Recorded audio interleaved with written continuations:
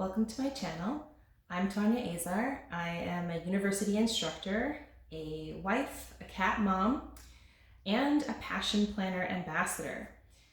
In this video, I'm going to discuss how I use the Passion Planner weekly to map out what I'm doing and what I have done and to plan for the future.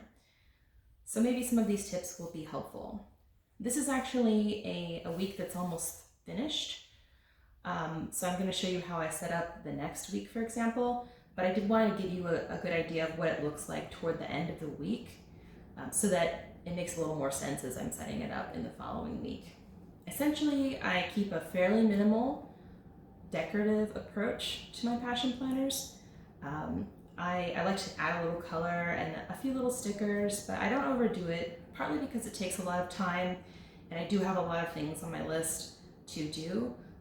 But that being said, I do enjoy, I can't help it, I do enjoy getting the sticker packs, and if you follow me on Instagram, you'll see that it feels like I'm ordering something new every other day. But in any case, the general layout of a given week is Monday through Sunday. I choose the Monday start date because that's my preference. I like having the weekend days together with the week before. And before the week begins, I will typically map out my scheduled appointments, my classes that I'm teaching, any appointments that I have scheduled, meetings with friends that I have scheduled ahead of time, due dates that I have to be aware of. And so that will sort of all be colored in and pre-planned before the week begins. Then as each day comes, what I try to do is I try to indicate here what I'm doing and how long I did it for. So I'd like to, at the end of the week, take a look and see how much time did I spend on administrative work, course prep, how much time did I spend doing my writing, my scholarly writing for my job, or how much time did I spend with friends and so on. So I like having a little bit of a record here of what I actually did in a given day. And of course there's the to-do lists as well. The personal to-do list on the left typically has less stuff in it than the work to-do list does, depending on the time of year. But I do like to fill these out, and anything I don't get to, I transfer to the next week or to a specific week, depending on when it needs to be completed. You can see this week was the first week of classes, so I had a lot of work tasks, and it just seemed to keep growing. In fact, I had to use some sticky notes later in the week because some of these tasks turned into new tasks as it happens. I also do use this week's focus sometimes, and I also do try to track good things that happened, because I do find that we all have a kind of negativity bias. You know, we can look back at a given week and mostly remember the bad things that have happened. But if we try to make a conscious effort and record some of the good things, then it's a little easier to kind of flip back and overcome that negativity bias and remember some of the good things that have occurred. And then this space, I'm always sort of evolving the way that I use it. This particular week, I needed to jot down some notes from some meetings that I had. I wanted to remind myself where my classes were meeting, because these are new classrooms, so I wanted to make sure I knew where I was going. Otherwise, this space sort of evolves as I need it. I'm still trying to figure out sometimes the best way to use this space. What I might end up doing, in fact, is in the future, now that I'm making videos like this and planning on starting a podcast, I might copy these to-do list format here, specifically for that content. So for YouTube and for my podcast, because it would be handy to have a to-do list that's separated out from these lists here for that. Okay, so let's talk about next week. And as you can see, before I started the video, I went ahead and I numbered the days. I just recently got date stickers from Passion Planner to make that a little easier. I can go out a whole month. I go out a whole month typically, and sometimes a little further depending on how far ahead I have to schedule something. And I also went ahead and I added a few stickers from a new sticker book that I got from Passion Planner called Let's Eat, the foodie sticker book. And I am definitely a foodie, so I was really happy to see that they added this sticker book to their collection. I went ahead and I added some little hearts to the good things that happened part of the planner, so I can make notes there. I covered up this particular quote and challenge for this week just because it wasn't necessarily resonating with me, and I just really liked this sticker, so I wanted to put it somewhere. I also covered up some notes I had taken on here the other day because I ran out of notes. I didn't have my notebook with me, and I covered it up with the weekly menu so that I can plan our dinners ahead of time. I do love to cook, but when a new semester begins, sometimes that falls to the wayside a little. It's handy for me to have a menu like this that will prompt me to think ahead a little bit and to think about what I feel like making. And so far I have my classes scheduled on here, and I have a couple of things that I'm just going to add. Next week I don't have a whole lot of pre-planned appointments, so there's not going to be a ton of things that I add for this video, but I do want to make sure that I add what I do have. Some things that sort of persisted through the pandemic were virtual calls that I had set up with friends that I don't otherwise see on a regular basis. And I'm glad those are continuing for the most part. You know, it really does. It does help to stay in touch with friends. And I also flip to my month view to just take a look and see if I had anything I need to transfer, and I do not. And then the other thing that I do is I do take a look at the to-do list from the week before and see, do I need to move anything that I didn't get to? And I do have a few things that I didn't get to, so I am going to move these over. And some things that repeat every week.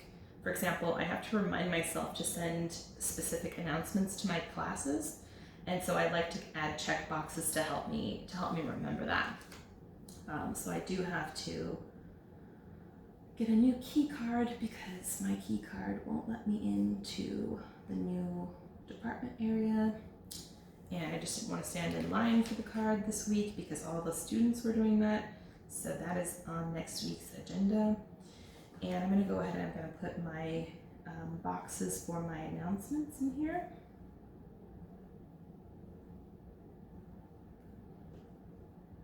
And so, for example, for these, I have to send 3 per week, and it just helps me remember if I've done that, if I have 3 check boxes. And for my other classes, I just need 2.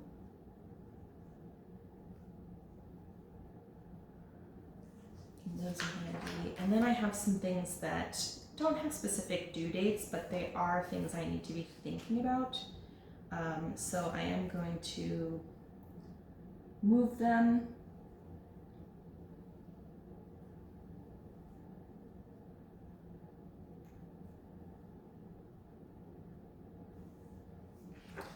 And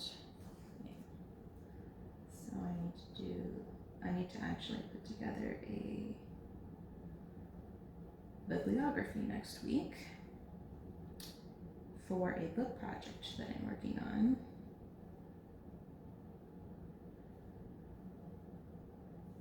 So I have some things I need to do, and I have travel requests due, but I'm actually very proud of myself. I made so much progress in terms of all the administrative stuff that one has to do at the beginning of the semester, like trainings, and I actually went out for a multi-year contract this year, so I had to put that portfolio together, so it was a really busy week.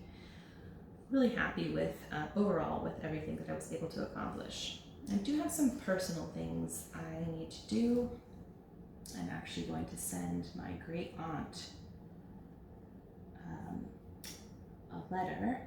She wrote me a letter and a box of cookies. They were her and my grandfather's favorite childhood treat.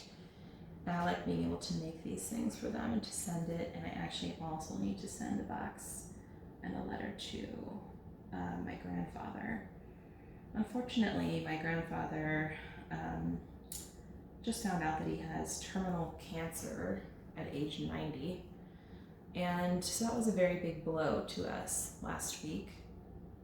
But each month especially as the pandemic started, I send him a box of goodies, typically baked goods, but sometimes I put in like a pair of like Vikings Minnesota socks because, he loves the Minnesota Vikings.